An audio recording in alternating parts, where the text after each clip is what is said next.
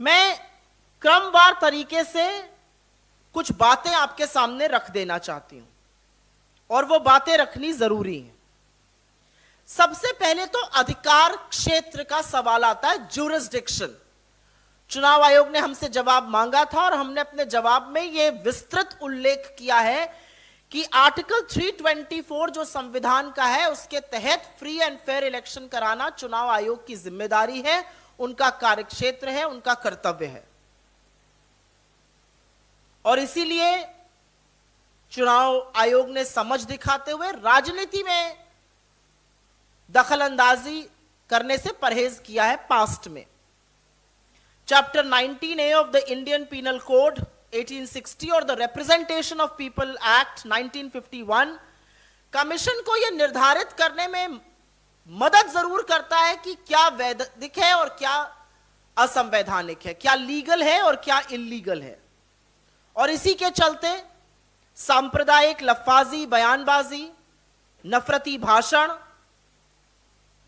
और अत्यधिक प्रभाव, अनड्यू इन्फ्लुएंस का समाधान करना आयोग का काम है।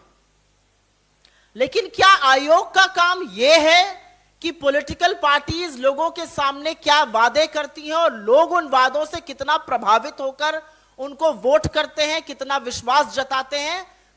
हमारा अपना मानना है कि यह उनके अधिकार क्षेत्र में नहीं है। तो पहली बात हो गई अधिकार क्षेत्र की।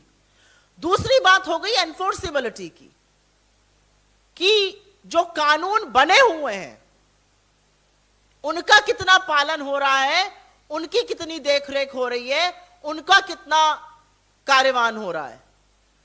हमें यह कहने में बिल्कुल परहेज नहीं है कि हमारा कानून कहता है कि सैन्य बलों का इस्तेमाल चुनाव में कोई राजनीतिक दल नहीं करेगा।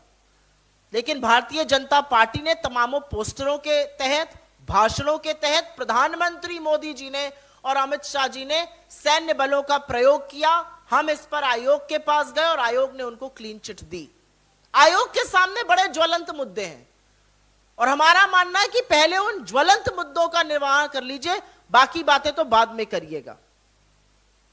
चाहे इंडियन रेलवेज का दुरुपयोग करना हो प्रचार के लिए, ऑफिशियल एजेंट्स का बार बार मॉडल कोड ऑफ कॉन्डक्ट का उल्लंघन करना हो, प्रचार प्रसार करना हो निर्धारित समय के बाहर, ये सारे काम राजनीतिक दल भारतीय जनता पार्टी ने और प्रधानमंत्री मोदी ने किए हैं। इसकी सबकी सबमिशन हमने इलेक्शन कमीशन को बार बार दी है और लगातार उनको क्लीन चिट मिल जाती है। तो हमारा अपना मानना है कि सबसे पहले तो जो कानून बने हुए हैं उनको क्रियान्वित किया जाए, बाकी अधिकार क्षेत्र तो बाद में बढ़ाने की बात की जाए।